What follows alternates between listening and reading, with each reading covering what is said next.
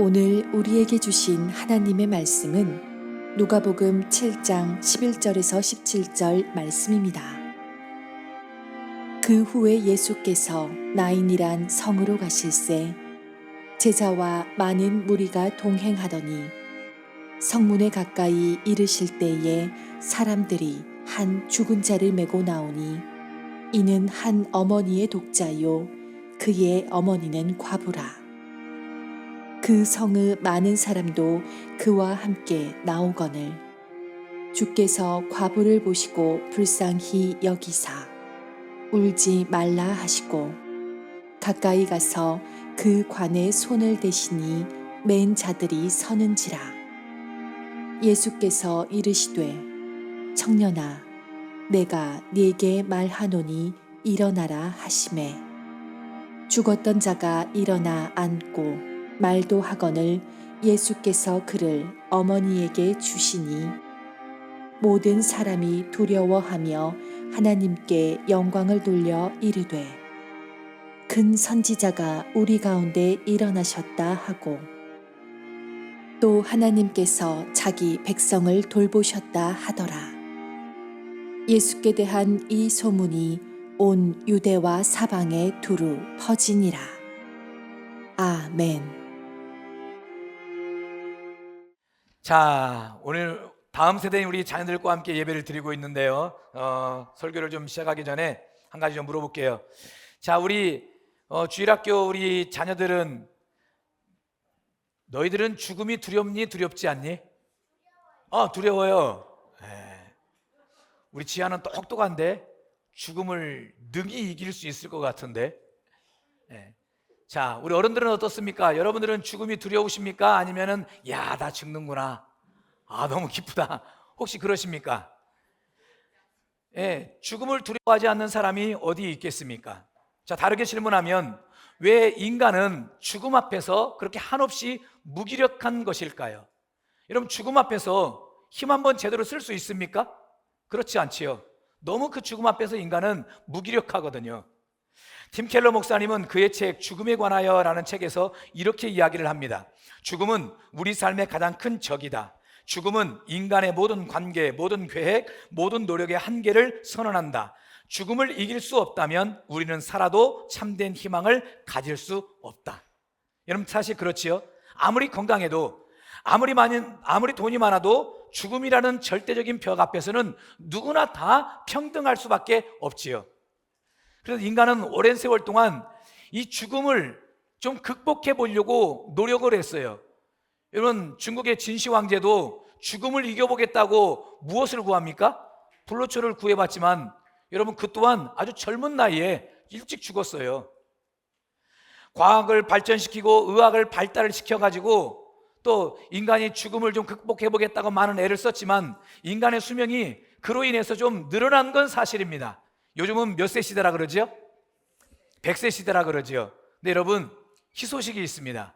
오늘 제가 일부 예배 때는 좀 잘못 정보를 전달했는데요, 2050년도가 되면은요, 2045년도나 2050년도가 되면은 인간의 수명이 150년까지 늘어날 수 있대요. 줄기세포의 여러 가지 발달로 인해서 여러분, 사람의 수명이 150년까지 늘어날 수 있대요. 옆 사람하고 인사하십시다. 그때까지 사십시다. 여러분, 그러니 최소한 여러분이 150년까지 살려면 언제까지는 살아야 돼요? 2050년도까지는 살아야 돼요. 여러분, 영양제 많이 드시고 운동 열심히 하셔가지고 어떻게 해서든지 2050년도까지는 버티십시오. 그때까지 버티면 그 어떠한 질병도 치료받지 못하는 질병이 없을 정도로 다 치료가 된다는 거예요. 저는 크게 걱정하지는 않습니다. 2050년도까지 기꺼이 살 수 있을 것 같으니까. 그러나 여러분, 인간이 조금 더 오래 살 수는 있어도 그렇다고 죽음을 없애지는 못했지요. 그래서 인간은 아직도 장례식장에서 눈물을 흘리거나 아니면 의사로부터 사망 선고에 마음이 무너지기도 하고 또 때로는 사랑하는 이의 떠남에 절망하기도 하고 그렇거든요. 여러분, C.S. 루이스라고 나니아 연대기, 우리 주일학교 자녀들 나니아 연대기 알아요? 네, 나니아 연대기라고 아주 유명한 소설을 쓰신 이 C.S. 루이스가, 이분도 아내가 참 크게 아팠거든요. 그런 뒤에 그 아내의 죽음을 경험한 후에 헤아려 본 슬픔이라는 책에서 이렇게 적었어요. 죽음은 이성과 신앙을 모두 흔들어 놓는다. 하나님께 기도하러 갔지만 문은 닫혀 있었고 안에서 빗장질한 소리가 들렸다. 이게 무슨 얘기냐면 이분의 아내가 죽을 병이 들었거든요. 그 하나님 앞에 기도했어요. 하나님, 우리 아내를 좀 고쳐주십시오. 좀 치료해 주십시오. 근데 하나님이 자신의 다른 기도는 그렇게 잘도 응답해 주시는데 아내를 고쳐달라는 이 기도만큼은 하나님이 그 기도의 문을 어떻게 해버렸다는 거예요? 닫아버렸다는 거예요. 오히려 하나님이 그 안에서 빗장질을 하고 계신데요, 그 문이 열려지지 않도록. 여러분, 그래서 신실한 신학자인 루이스조차도 아내의 죽음 앞에서 신앙이 흔들렸다라고 고백하는 것입니다. 여러분, 그만큼 죽음은 인간에게 큰 충격이고 고통이고 두려움이고 또 공포일 수 있겠지요. 오늘 본문도 그렇습니다. 오늘 본문도 한 여인이 죽음 앞에서 절망하고 있는 모습을 우리가 볼 수 있어요. 이 여인은 사랑하는 외아들을 잃었습니다. 그래서 그 관을 들고 성 밖으로 나가는 여인이었어요. 그러니 이 여인에게 죽음이라는 것이 얼마나 큰 두려움이고 공포이겠습니까? 그러나 이런 여인에게 엄청난 기적이 일어나요. 죽었던 아들이 다시 살아나는 놀라운 부활의 역사가 이루어져요. 여러분, 이 사건으로, 이 기적으로 인해서요, 조금 전까지만 해도 아들이 죽었다는 이 사건이 자기에게는 공포였고 두려움이었는데 이 아들이 다시 살아나는 이 기적적인 사건을 통해서 죽음이 공포가 아니라 두려움이 아니라, 따라합시다, 새로운 희망이다. 새로운 희망이요 하나님의 살아계심을 경험하는 기적의 통로라는 사실을 이 여인이 깨닫게 되었어요. 그렇다면 이와 같은 놀라운 역사가 어떻게 이루어지게 되었는가? 오늘 제가 이제 여러분과 함께 말씀을 나눠보고 싶은 그 포커스가 바로 여기에 있어요. 이 여인이 이와 같은 놀라운 기적적인 역사를 어떻게 경험할 수 있었는가?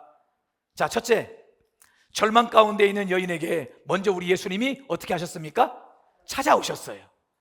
자, 본문의 시작을 이렇게 하고 있네요. 자, 누가복음 7장 11절 같이 한번 읽어볼게요. 그 후에 예수께서 나인이란 성으로 가실새 제자와 많은 무리가 동행하더니. 여러분, 우리 예수님께서 지금 갈릴리라는 곳에서, 이 갈릴리에서 남쪽으로 한 40여 킬로 정도 떨어져 있는 나인이라는 동네로 가고 계셔요. 여러분, 그 당시에 이 나인이라는 동네는요, 이름조차 유대인들조차도 잘 알지 못하는, 알려져 있지 않는 마치 저 시골 깡촌과 같은 곳이었어요.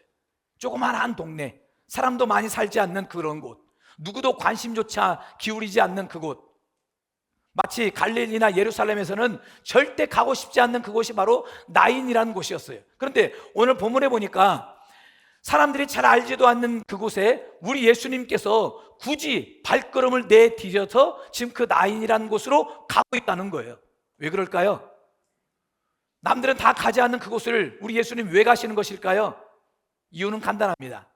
바로 그 나인이라는 성에 절망에 빠진 한 여인이 있었기 때문에 그래요. 자, 12절을 보면 그 여인의 상황이 얼마나 비참했는지를 알 수 있는데, 자, 12절 말씀을 같이 한번 읽어보겠습니다. 시작. 성문에 가까이 이를 때에 사람들이 한 죽은 자를 메고 나오니 이는 한 어머니의 독자요 그의 어머니는 가부라. 그 성에 많은 사람도 그와 함께 나오거늘.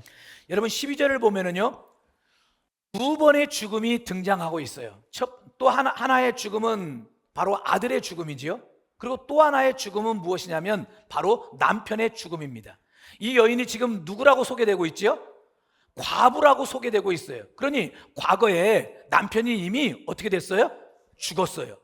자, 이미 과거에 남편은 죽었어. 남편을 잃은 과부에다가 현재는 어떻습니까? 하나밖에 남지 않았던 그 아들마저 잃었던, 아들마저 잃은, 말 그대로 세상에 의지할 사람이 아무도 없는 인생이 되고 말았던 것이지요. 그러니 이 여인에게 얼마나 큰 슬픔과 고통과 아픔이 있었겠습니까? 자, 요한복음 11장에도 보면은요, 이와 비슷한 상황이 있었거든요. 사랑하는 오빠 나사로를 잃은 마르다와 마리아도 절망 속에 빠져 있었어요. 이미 부모님은 일찍 돌아가셨고, 그리고 이제 오라비를 의지하며 살고 있었던 그 가정에 오라비마저 죽었으니 마르다와 마리아도 절망 속에 놓일 수밖에 없었지요. 근데 예수님이 조금만 일찍 오셨더라면 오라비가 살 수 있었을 텐데 이미 죽은 지 나흘이나 되어서 장사가 다 끝나고 장례가 다 끝나고 난 뒤에서야 우리 예수님이 찾아오시는 거예요. 그럴 때 마르다가 뭐라고 말하느냐? 예수님 좀 일찍 오시지. 예수님이 여기에 계셨더라면 우리 오라버니가 죽지 않고 살았을 텐데 왜 이제야 오시는 겁니까? 라고 원망 섞인 이야기를 예수님께 토해내요. 여러분, 이처럼 죽음이라는 것은 인간의 한계이고 우리 신앙의 가장 큰 시험이지요. 그러나 중요한 사실이 있습니다. 예수님이 그 마르다의 집에 어떻게 하신 겁니까? 찾아오셔요. 오늘 본문에 보면, 오늘 본문에서도 예수님은 나인성 과부에게 찾아오세요. 근데 그 예수님은 어떤 예수님이냐? 따라합시다. 생명의 주인이신 예수님. 생명의 주인이신 예수님이 마르다에게 찾아가시고 또 오늘 본문의 한 여인에게 찾아오세요. 찾아오셔서 하신 일이 무엇이냐면 13절 말씀인데 같이 한번 읽어볼게요. 주께서 과부를 보시고 불쌍히 여기사 울지 말라 하시고. 여러분, 여기서 불쌍히 여겼다라는 이 말이 스플랑크 니조마이라는 말이에요. 이 말의 뜻이 무슨 말이냐면 이 내장이 뒤틀릴 정도의 깊은 긍휼, 아주 극렬한 감정적 공감을 뜻하는 그런 단어예요. 우리 예수님께서 지금 절망에 빠져 한없이 울고 있는 이 여인의 눈물에 예수님이 공감이 되시는 거예요. 근데 이 울고 있는 이 여인의 울음소리를 들으니까 마치 예수님의 창자가 내장이 막 뒤틀리는 것 같은 그런 공감과 고통과 아픔이 예수님께서 고스란히 전해지는 거예요. 그러면서 하시는 말씀이 무엇이냐? 울지 말아라. 울지 말아라. 여러분, 우리도 살다 보면은요, 나인성 과부의 순간이 우리에게 다가올 때가 있어요. 누군가를 잃었거나 믿음이 흔들릴 정도로 힘든 상황을 마주하고 있을 때가 있겠지요. 그러나 여러분, 그때 우리가 반드시 기억해야 될 사실 한 가지가 있어요. 예수님이 우리를 찾아오세요. 예수님이 나인성 과부에게 찾아가셨듯이 예수님이 우리에게 찾아오세요. 지금도 고통 중에 있는 사람들을 향해 우리 예수님은 찾아오시는 거예요. 그리고 절망에 빠진 자를 바라보면서 이렇게 말씀하시는 거예요. 사랑하는 자야, 울지 말아라. 오늘 이 주님의 음성이 여러분에게 들려지시는 역사가 있길 주의 이름으로 축원합니다. 지금은 은퇴하셨지만 지구촌 교회를 개척하시고 큰 대형 교회로 성장시키신 이동원 목사님, 지금이야 이제 지구촌 교회 원로 목사님이 되셨지만은요, 이 이동원 목사님의 설교를 통해 듣게 된 내용입니다. 설교 중에 목사님이 목회하셨던 교회에, 지구촌 교회 한 권사님 한 분이 계셨는데 이분이 남편을 일찍 여의셨어요. 남편을 일찍 잃고 이제 아들 하나 있는 그 아들을 열심히 재혼도 하지 않고 열심히 이 아들을 잘 돌보며 그렇게 자식을 키우셨어요. 근데 이 아들이 어느 정도 성장했을 때 그만 불의의 사고로 세상을 떠나고 만 겁니다.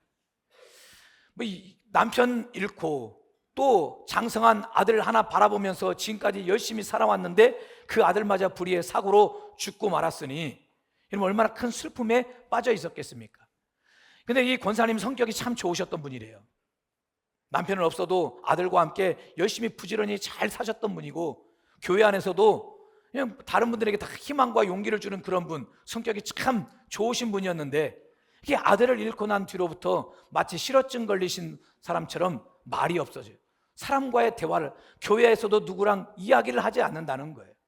그럼에도 매주일 한 번도 빠지지 않고 매주일 예배는 나오는데, 예배도 나오면 저 뒤에 앉아서 그냥 예배 시간 내내 눈물만 뚝뚝 흘리시면서 울고 계시는 거예요. 어느 날은 목사님께서 너무나 조심스러운 마음으로 이 권사님께 물었어요. 권사님, 괜찮으세요? 요즘은 좀 어떠세요? 괜찮으세요? 라고 물었더니 그 권사님이 이렇게 대답하시더라는 겁니다. 목사님, 사람은 내 마음을 몰라줘도 하나님은 내게 오셔서 지금 이 순간 꼭 내 옆에 계시는 것만 같아요. 주님이 저에게 위로자가 되십니다. 여러분, 이 권사님이 왜 매 주일마다 눈물을 뚝뚝 흘렸느냐? 물론 자식을 잃고 모든 슬픔 속에서도 흘리는 눈물도 있었겠지만, 그러나 그보다 더 큰 근본적인 눈물은 바로 하나님이 자기에게 늘 오시는 것 같더라는 거예요. 늘 오시고 지금도 내 옆에 계셔서 나를 위로해 주시는 것만 같더라는 거예요. 그러니 그 하나님의 그 깊은 사랑에 자기도 모르게 눈물이 뚝뚝 흘리게 되었다는 거예요. 여러분, 제가 이 권사님의 고백을 들으면서 이렇게 깨달았습니다. 여러분, 우리 인생에서 가장 고독한 시간에 예수님이 우리에게 찾아오시는 것이 그것이 우리에게 은혜인 줄 믿습니다. 그 은혜만이 우리에게 진정한 위로가 되고 축복이 되고 능력이 되는 줄 믿습니다. 그러면 오늘 생명의 주인으로서 우리를 찾아오시는 그 부활의 예수님을 여러분이 만나는 역사가 있길 주님의 이름으로 축원합니다. 자, 두 번째, 그 부활의 주님이 슬픔의 현장으로 찾아오셔서 어떻게 하시느냐? 죽음을 멈추시고 생명을 주셨어요. 자, 14절 15절 말씀 같이 한번 읽어보겠습니다. 가까이 가서 그 간에 손을 대시니 맨 자들이 서는지라. 예수께서 이르시되 청년아 내가 내게 말하노니 일어나라 하시매 죽었던 자가 일어나 앉고 말도 하거늘 예수께서 그를 어머니에게 주시니. 여러분, 오늘 본문은 두 무리가 마주치는 장면으로 시작이 됩니다. 한 무리는 바로 예수님을 따르는 생명의 무리고, 또 한 무리는 죽은 아들을 장례를 치르는 이 사망의 행렬, 죽음의 행렬이에요. 그런데 이 두 행렬이 나인성 앞에서 서로 딱 마주쳤어요. 여러분, 장례의 행렬을 과연 누가 멈출 수 있겠습니까? 세상 그 어떤 사람이라 할지라도 지금 장례를 치르는 이 행렬을 멈출 사람이 있을까요? 멈추시오 했다가는 큰일 나지요. 그런데 우리 예수님은 특히나 절망에 빠져서 지금 한없이 슬퍼 울고 있는 이 여인이 가는 이 걸음을 과연 누가 멈출 수 있겠습니까? 하지만 예수님께서 그 장례 행렬을 가로막으셨어요.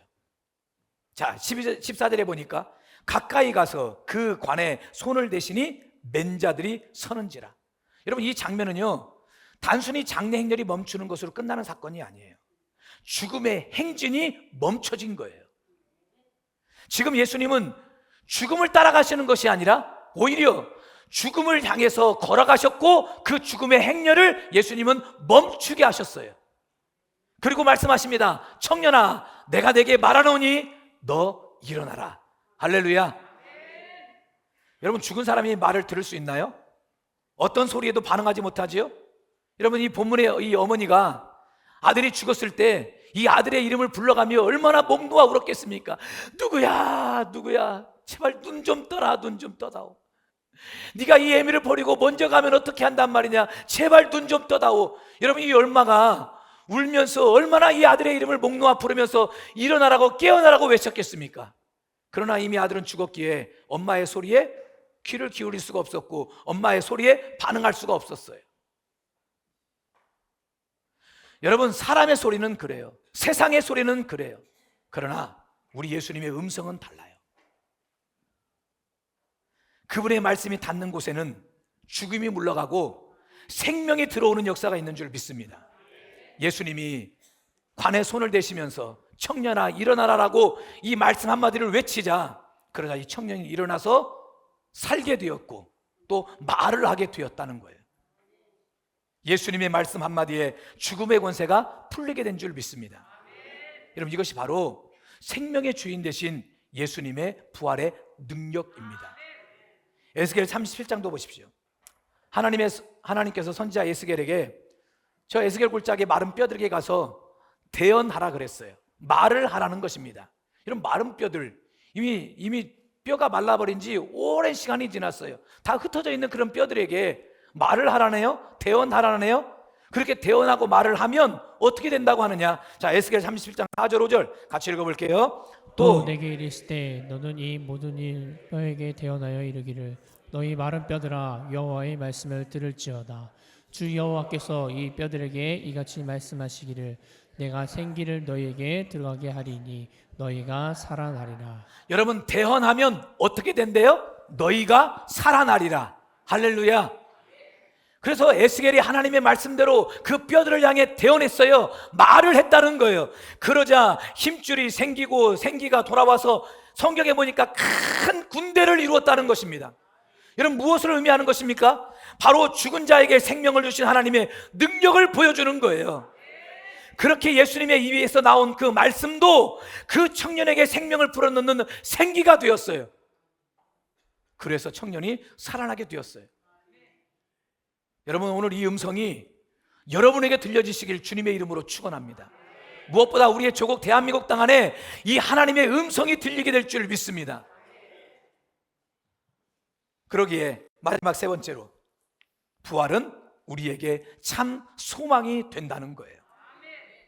본문의 마지막 장면 누가복음 7장 15절 17절은 이렇게 기록하고 있는데요, 같이 한번 읽어볼게요. 시작. 죽었던 자가 일어나 앉고 말도 하거늘 예수께서 그를 어머니에게 주시니 모든 사람이 두려워하며 하나님께 영광을 돌려 이르되 큰 선지자가 우리 가운데 일어나셨다 하고 또 하나님께서 자기 백성을 돌보셨다 하더라. 예수께 대한 이 소문이 온 유대와 사방에 두루 퍼지니라. 죽은 청년이 살아나고 예수님은 그를 그의 어머니에게 돌려주었어요. 여러분, 이 사건은요, 단순한 기적을 넘어서 하나님의 백성에게 주시는 부활의 메시지, 또 소망의 선언이 되는 거예요. 여러분, 이 죽은 아들이 살아나는 이 사건으로 인해서 얼마나 많은 사람들이 소망을 가졌겠습니까? 가장 먼저는 어머니가 소망이 되었겠지요. 어머니에 큰 소망이 넘쳤겠지요. 분명히 내 아들 죽었는데, 조금 전까지만 해도 죽어서 지금 장례를 치르고 있는 중인데 예수님이 그 아들을 살렸던 이 사건을 통해 어머니의 마음속에 누구보다 큰 기쁨과 감격과 감사와 은혜가, 소망이, 희망이 넘치게 되었지요. 그리고 그 죽음의 행리를 따라가는 그 수많은 사람들, 자신들의 눈을 또 봤지요. 죽었던 아들이 살아나는 이 기적을. 이것으로 인해 그들의 마음에 얼마나 큰 소망이 넘치고 희망이 넘쳤겠습니까? 여러분, 이것이 바로 부활의 능력이고 부활의 은혜예요. 우리 예수님도 보십시오. 십자가에 분명히 못 박혀 죽으셨어요. 로마의 군병들은 확인이라도 하듯이 예수님의 옆구리에 창으로 찔렀거든요. 근데 그러고는 우리 예수님 3일 만에 다시 죽음의 권세를 깨트리고 어둠의 권세를 깨트리고 부활하셨어요. 여러분, 예수님의 부활은 단순한 과거의 사건이 아니라 현재의 능력이 됩니다. 많은 사람이요, 부활을 어떤 기독교의 교리나 아니면 역사적 사실로만 이해해요. 그리고 예수님, 기독교인들 얘기 들어보니까, 예수 믿는 사람 얘기 들어보니까 부활했다고 하대. 근데 그것도 2000년 전에. 여러분, 그러나 성경은 우리에게 그렇게 말하지 않아요. 예수님의 부활은 과거의 사건만이 아니라 오늘의 능력이요, 은혜요, 축복이 되는 줄 믿습니다. 우리의 현재와 미래를 변화시키는 능력, 오늘 내가 지치고 무너질 때, 삶이 끝난 것처럼 느껴질 때 예수님의 부활은 다시 우리를 일으켜 세우고 우리에게 소망을 주고 희망을 주는 능력이 바로 예수님의 부활이에요.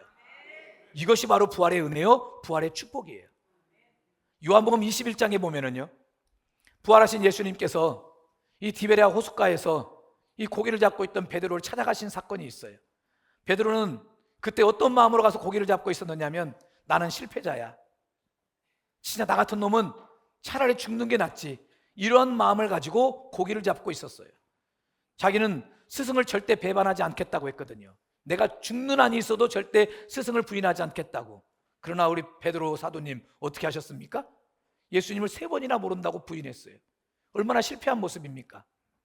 그런 자기 자신을 실패자로, 더 이상 쓸모없는 사람으로 여기면서 결국 마지막으로 선택했던 것이 다시 다 갈릴리로 돌아가서 고기나 잡아야 되겠다.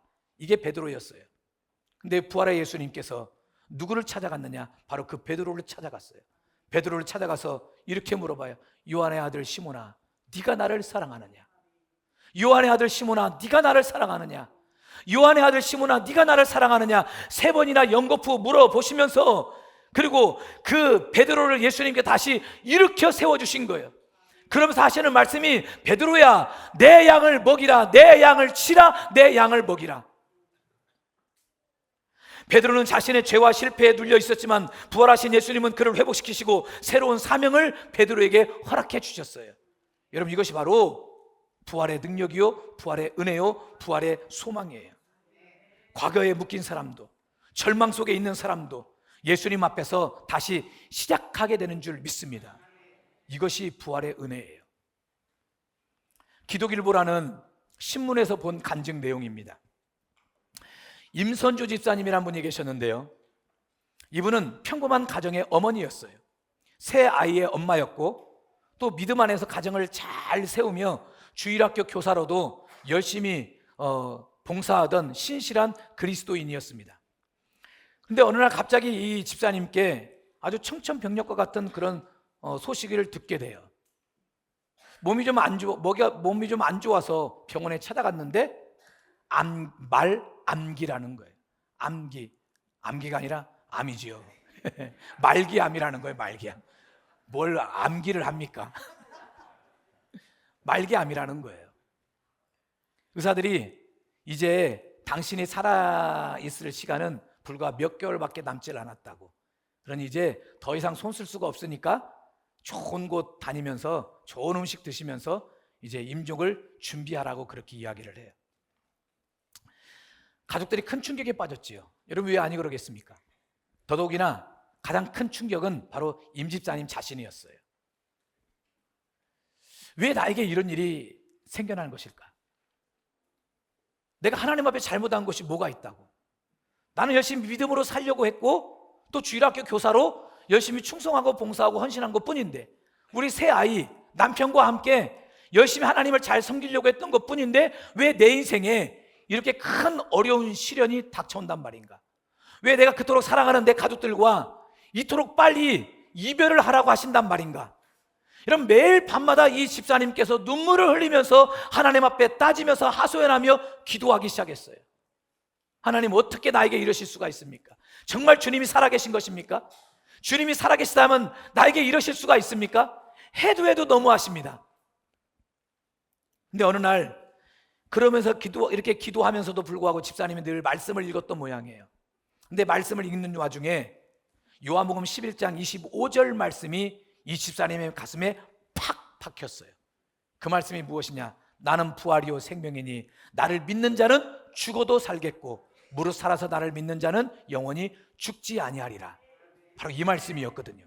이 말씀이 이 임선주 집사님의 가슴에 막 물밀듯이 막 들어왔던 거예요. 그리고 이 말씀을 깨닫고 난 뒤로부터 이 집사님의 기도가 바뀌어지게 되었어요.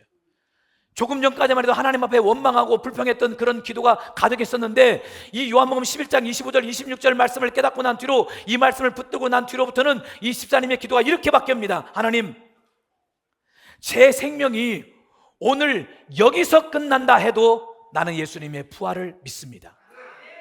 내가 설령 이렇게 살다가 죽는 한이 있다 할지라도 우리 아이들에게만큼은 부활의 믿음이 심겨지게 해주십시오.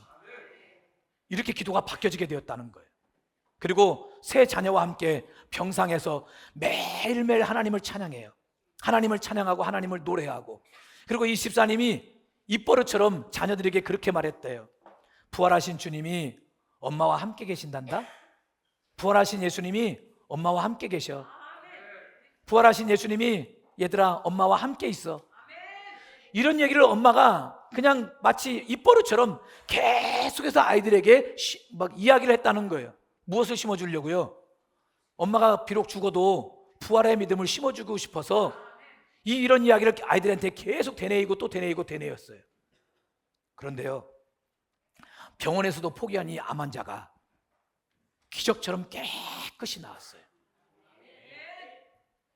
여러분, 그 사건으로 당사자인 본인도 놀랬지만 가장 크게 놀란 존재가 바로 새 아이였대요. 이 새 아이가 분명히 의사 선생님이 우리 엄마 죽는다고 했거든. 몇 개월밖에 못 산다고 했거든.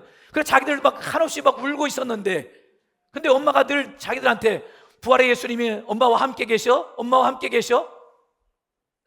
근데 진짜 예수님이 부활의 능력을 통해서 기적을 베푸시고 은혜를 베푸신다는 이 사실들을 이 자녀들이 마치 뼛속 깊이 이게 경험되어지게 되었던 거예요. 그래서 이 세 자녀가요 더 믿음으로 살았어요. 지금 어떻게 된 줄 아십니까? 이 세 자녀 가운데 아들이 둘인데 아들 두 분이 목사님이 되셨어요. 그리고 딸이 하나 있는데 딸은 간호사가 되어서 아픈 환자들에게 복음을 전해요. 여러분, 복음 전할 때 누구 얘기하겠습니까? 자기 엄마 얘기하지요. 여러분, 지금 아파 병들어 있는 자들에게 이 간호사가 그 환자들을 돌보면서 자기 엄마 얘기를 해주는 거예요. 우리 엄마는 말기 암 환자였습니다. 병원에서 몇 개월밖에 못 산다고 했는데 예수님께서 우리 엄마를 치료해 주시고 고쳐주셨습니다. 지금도 우리 엄마 살아계십니다. 그러니 우리 환자분도 반드시 잘 회복될 거라고, 잘 치료될 거니까 희망을 놓지 마세요. 또 예수님 믿으세요. 여러분이 환자라면 예수님 믿겠어요, 안 믿겠어요? 믿지요, 이런 얘기 들으면. 여러분, 이와 같은 기적이 일반적으로 누구에게나 다 나타나는 것은 아닙니다. 하나님이 이 임선주 집사님에게 주신 특별한 은혜요, 특별한 축복이었겠지요. 그러나 저는 이런 기적적인 간증을 통해 분명한 사실 한 가지를 말씀드릴 수 있다고 봐요. 예수님의 부활은 단지 2000년 전의 사건이 아니라 그 부활의 능력은 오늘도 고통 속에 있는 사람들에게, 죽음 앞에 있는 사람들에게, 절망 속에 있는 가정에게 소망을 주는 생명의 사건이 되는 줄 믿습니다. 그러기에 부활이 우리에게 소망이 되는 거예요. 우리 성경 말씀 한 구절만 같이 읽고 말씀을 좀 마무리했으면 좋겠습니다. 자, 고린도후서 4장 8절부터 10절 같이 읽어볼게요. 우리가 사방으로 우겨쌈을 당하여도 쌓이지 아니하며 답답한 일을 당하여도 낙심하지 아니하며 박해를 받아도 버림받지 아니하며 거꾸로 들임을 당하여도 망하지 아니하고 우리가 항상 예수의 죽음을 몸에 짊어짐은 예수의 생명이 또한 우리 몸에 나타나게 하려 함이라. 자, 마지막 절에 보니까 예수의 생명이 또한 우리 몸에 나타나게 하려 함이라. 이런 무엇을 말하는 것이냐? 바로 부활의 은혜를 말하는 거예요. 여러분, 그렇게 부활의 은혜 속에 사는 자들에게 어떤 역사가 있다고 말하느냐? 사방으로 우겨쌈을 당해도 쌓이지 않고 답답한 일을 당해도 낙심하지 않으며 박해를 받고 거꾸로 틀림을 당해도 망하지 않는다고 했어요. 여러분, 이것이 어떤 자들에게 임하느냐? 바로 부활의 은혜가 임하는 자들에게 임하는 축복인 것입니다. 그러니 부활이 우리에게 얼마나 큰 소망이 되고 희망이 되는 것입니까? 여러분, 혹시 여러분의 마음이 죽은 것 같은 분이 계십니까? 소망이 꺼져버린 채 삶을 그렇게 하루하루 그냥 연명하듯이 버티고 계시는 분이 계십니까? 다시 일어설 힘조차 잃어버린 분이 계십니까? 그렇다면 오늘 이 시간 여러분에게 부활의 은혜가 있기를 주의 이름으로 축원합니다. 생명의 주인 되신 그 예수님께서 여러분의 인생에 찾아오시고 다가오셔서 우리의 모든 죽음과 같은 환경을 다 멈춰버리시고 생명을 주심으로 다시 회복되고 다시 이렇게 세움받는 이 부활의 능력이 오늘 저와 여러분들에게 소망이 될 줄 믿습니다. 이런 그 주님의 음성, 내가 너를 다시 세우겠다, 내가 다시 너를 살려주겠다 하시는 이 음성을 듣고 새롭게 회복이 되어지는 저와 여러분 하나님의 사람들이 다 되시기를 주의 이름으로 축원합니다. 아멘.